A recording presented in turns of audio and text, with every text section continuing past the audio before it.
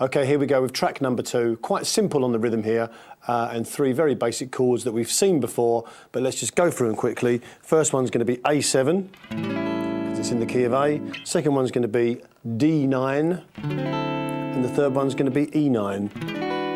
And we're going to have this kind of little sort of Steve Cropper type sort of soul thing going on. It's going to be like 1, 2, 3, 4, 2, 3, 4, 2, 3, 4, 2, 3, 4, 2, 3, 4 to D, 4 back to A, 3, 4, 2, 3, 4. And we're going to open up a bit when we get to E, D, 2, 3, 4, A, 2, 3, 4, 1, 2.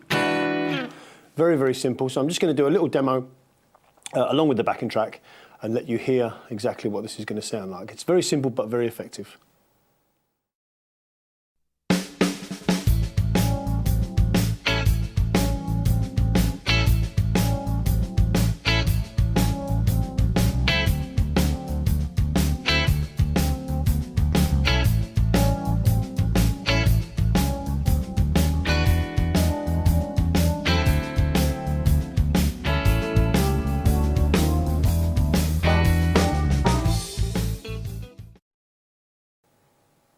Okay, here we are at the lead section, and I've picked a specific technique for us to use in this particular blues. Now, some jazz players call this playing up a fourth, but I think when you hear the sound, you'll know what I mean. Now, playing up a fourth means that if you're playing in A, we count up 4 from the major scale, 1, 2, 3, 4, and we find ourselves on D.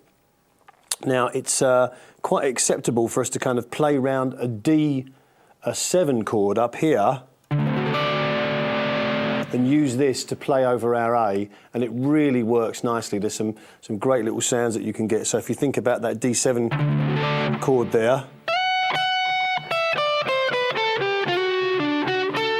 and all we do is we use our A as the emphasis. So I'm just going to give you the notes to this. It's a scale. It's kind of like a what it happens is you have this note here, you have F sharp to E to D, which is 14 high E, 12 high E, 10 high E. Then we come down and we play 13, 12, 10 on the B string. Then we go 12, 11, 9 on the G. Then we go 12, 10, 9 on the D. 12, 10, 9 on the A, and then 12, 10, 8 on the E. But for the most part, for this type of effect, we tend to stay around this kind of area.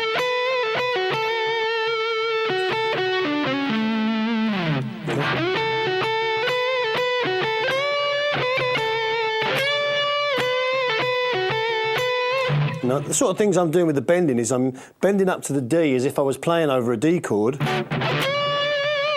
and then bending from B to C, again as if I was playing over a D chord, D7. And you notice I'm just letting that down and pulling off to the A on the 10th fret B string. And then playing 12 on the B, 11 on the G, and then 10 on the B.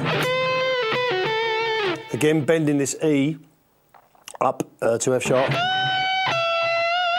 But again there I did the same thing, bend that up a minor third to G. And then to A, and you get a really, really nice sound. Now, this will work perfectly over the A chord. It will work perfectly over the D chord. The only thing is you get into a little bit of trouble when you get to E. So when we get to the E chord, what we'll do is we'll go to E major pentatonic, which will be this scale.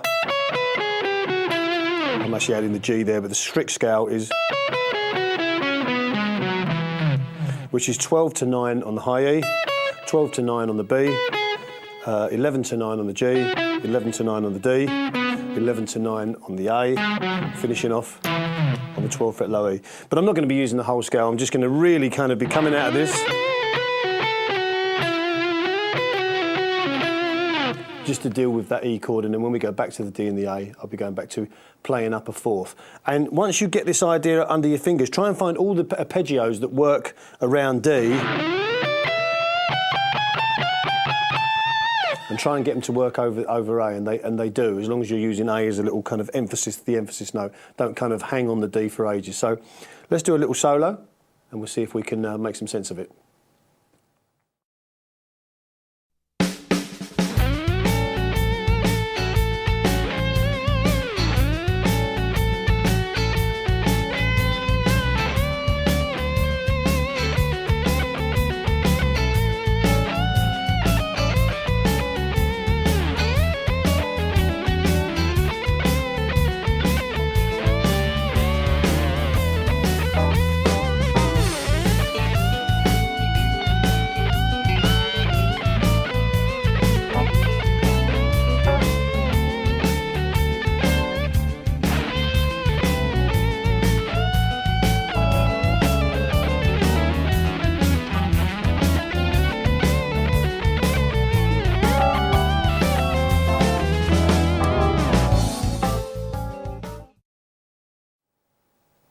Okay, hopefully what you saw me do there was using that D7 shape, playing up a fourth over the A, and then using it over the D as well, and then just going on to the E major pentatonic scale when the E came up. And a couple of times I just went to the B note, okay, which is the fifth of E, instead of going completely to the scale.